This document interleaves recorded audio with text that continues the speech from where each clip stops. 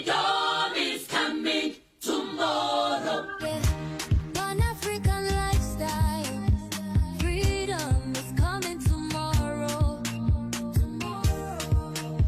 Freedom, freedom is coming tomorrow. All right. You see, it is very, very easy to destroy than to build. Right? This video you just watched is actually the aftermath of the violent protest that took place in Nepal. And you could see the youths coming out trying to see how they can, with the level of ability they have, to see what they can do, in all the old violence that took place or destruction that took place. And that's, I still maintain my stand that I actually condemn the act of these youths for destroying their own nation, But did I blame them for the act? No. In as much as I condemned the act, I also did not blame the youth. And the reason why I did not blame the youth is because they didn't just wake up one night and start destroying their own nation. They had called, on the government. They have used the social media. They have done all sorts of things, criticized the government, asked them for their right. And all the government could do was to ban them from social media, which is their only hope. All right? If they come out on the streets, they will be killed. If there's nothing they can, the only way the world can hear them is by using social media. Now the government is banning them so that they will be in a perpetual darkness away from the world. What else can you use in describing wickedness? So the only way they could do was to go on the streets.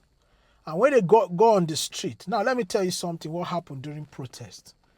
During protest, when people come out, sometimes you can go out as you want to go on a peaceful protest, but when you now see the way the government is now countering you on the protest, you now start thinking about a lot of things that they have done, So that means the government is actually not even showing a remorse. They are not even showing, they are not even having empathy on the people. So that's majorly what, spark up, violence. So in as much as I condemn that act, I also did not blame those people because they have the right to live. They have the right to good, governance, but it's not being given to them. So I hope with all these things that happen in Nepal, leaders around the world will learn from this, especially our African leaders. Our African leaders, somebody called them rulers, that they are not leaders, because a leader is the one that put himself on the ground for the people to climb, while a ruler is the one that lives on top of a high horse and step on the people. So what we experience in Africa is rulership, not leadership. So rulership is where the one who is ruling is on the horses and stepping on the back of the people he is ruling, while leadership is that one that is ready to put himself on the ground for the people to step on. That is a parable for somebody who is sensible. So, I just want to commend these youths for what they are doing, for coming back to take responsibility and refix their land. So with all these things that happened, that the whole world knows what happened in Nepal, I can tell you, categorically speaking, that if after the whole thing, calms down and everything is now running properly, the government is now running well, everything is now well in Nepal, those people will not find it difficult to get visa to go to any country.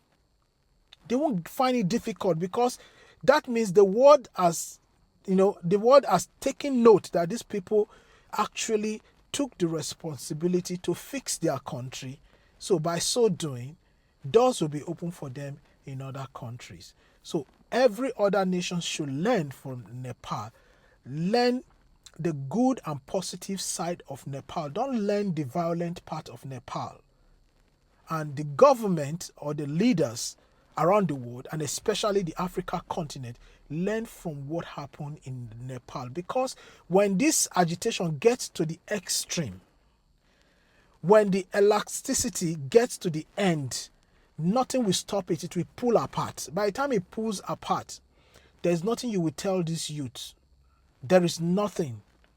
They must take their vengeance. That's how it goes.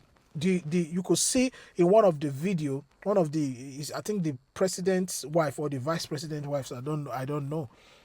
You know, she was being molested, and they asked her. She was crying and asking for them to free her with $1 million. But those people were not ready. As at that time, the level of agitation has gotten beyond just material things.